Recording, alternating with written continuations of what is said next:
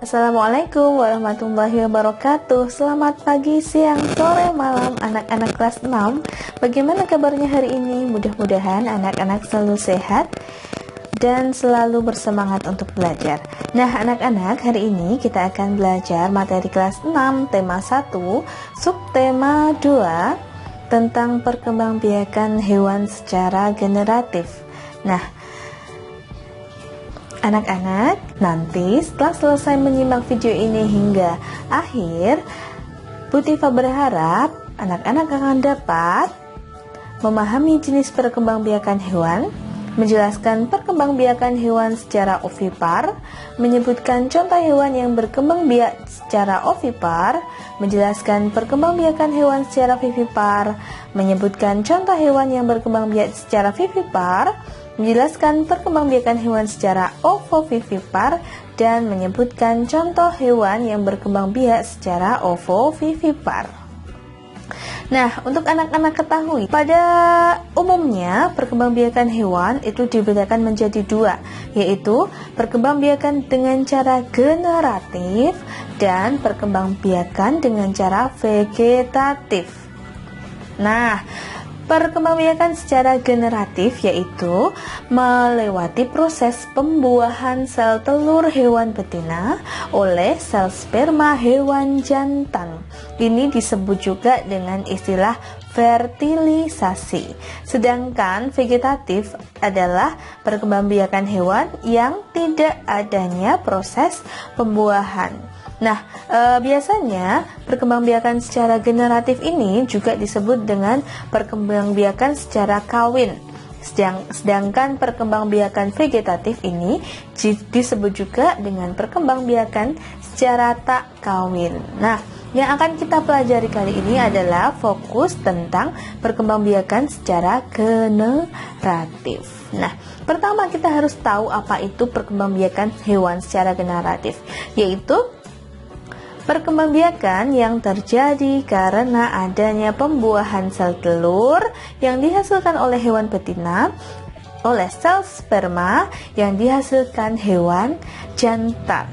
Ingat ya, sel telur itu dihasilkan oleh hewan betina atau babon. Sedangkan sel sperma itu dihasilkan oleh hewan jantan. Kalau ayam itu jago, seperti itu ya. Nah, selanjutnya, proses pembuahan sel telur oleh sel sperma itu tadi atau disebut fertilisasi pada hewan dibedakan menjadi dua jenis, yaitu fertilisasi eksternal dan fertilisasi internal. Bedanya apa ya? Eksternal dan internal.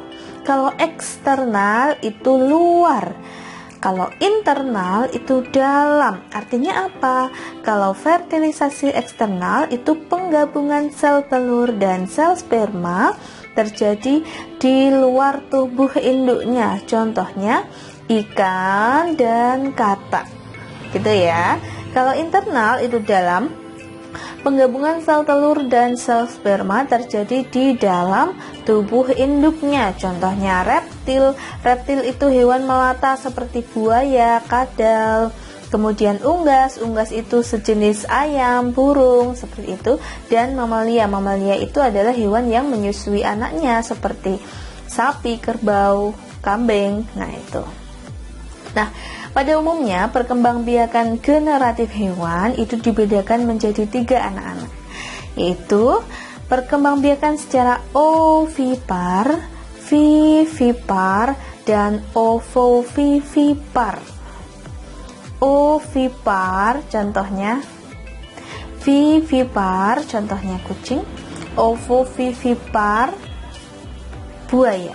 Nah, anak-anak bisa tidak membedakan bagaimana sih perbedaan antara ovipar, vivipar, dan ovovivipar? Coba ditebak-tebak dulu ya. Nah, kita pelajari mulai dari ovipar.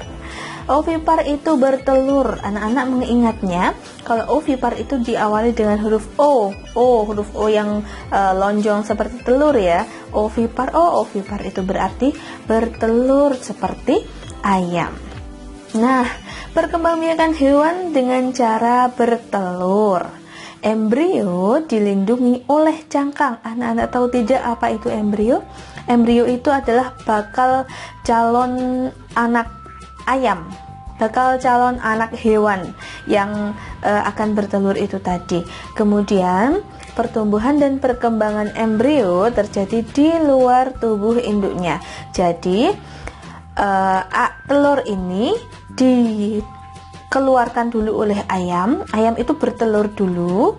Nah, tapi di dalam telur itu sesungguhnya belum terjadi perkembangan embrio. Ya, anak-anak coba perhatikan, ini adalah gambar telur. Di dalamnya telur ya tepatnya. Nah, anak-anak pernahkah melihat bagian-bagian yang ada di dalam telur?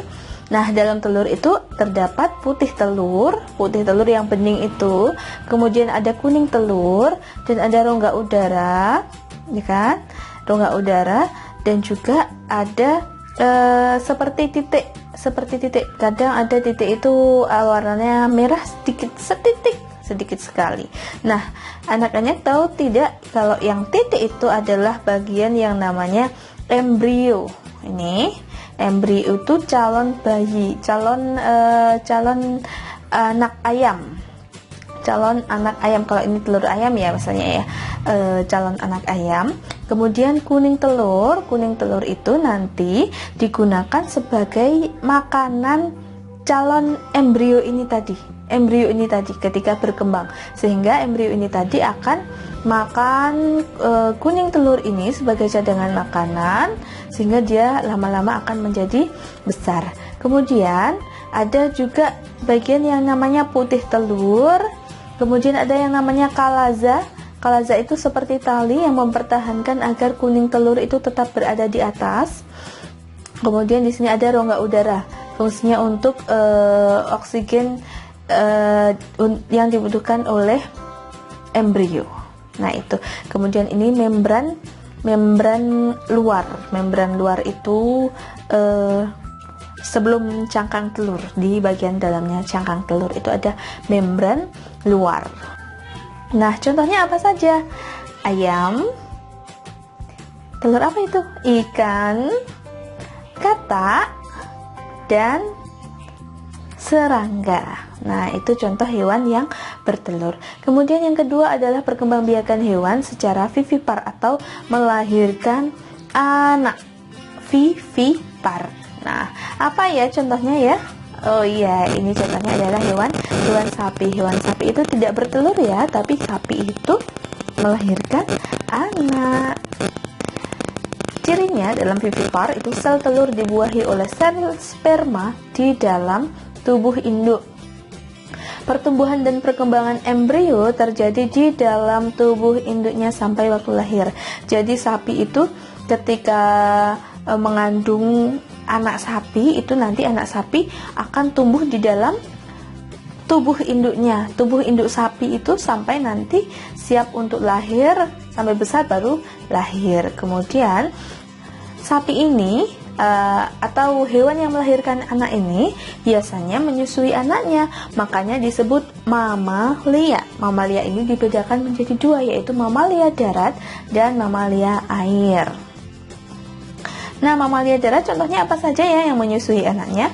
Kucing, sapi, kerbau, dan rusa. Sebenarnya masih banyak lagi ya anak-anak, coba nanti anak-anak bisa sebutkan ya.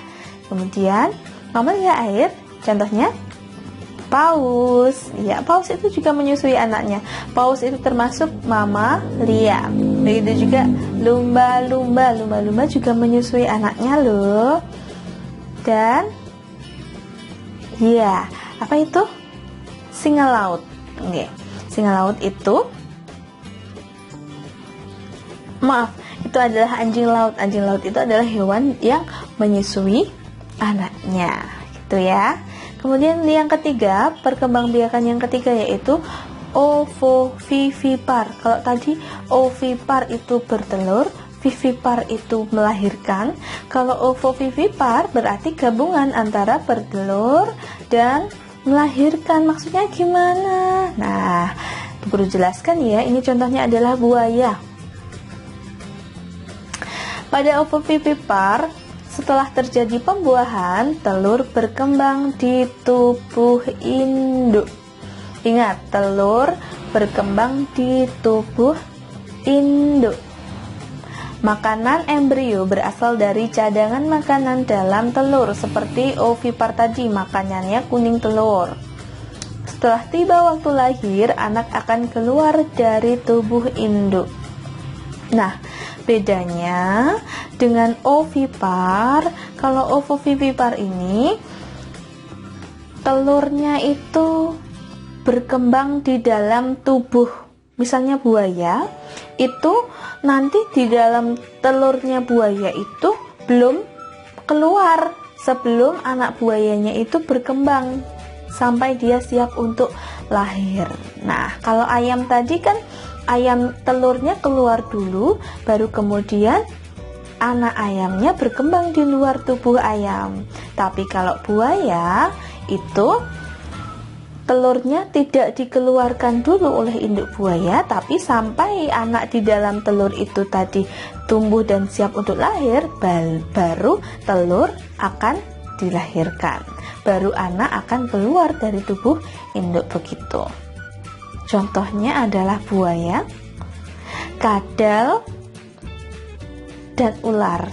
Jadi telur-telur ini, telur buaya, telur kadal, dan telur ular ini sudah berisi anak-anak yang sudah siap untuk lahir. Jadi tidak membutuhkan waktu lama untuk menetas telur ini. Beda dengan telur ayam yang ketika keluar dia masih berupa embrio, masih kecil, harus dierami beberapa waktu kemudian baru dia besar. Seperti itu ya bedanya. Nah, anak-anak, sekian pelajaran pada kali ini, mudah-mudahan bermanfaat. Wassalamualaikum warahmatullahi wabarakatuh.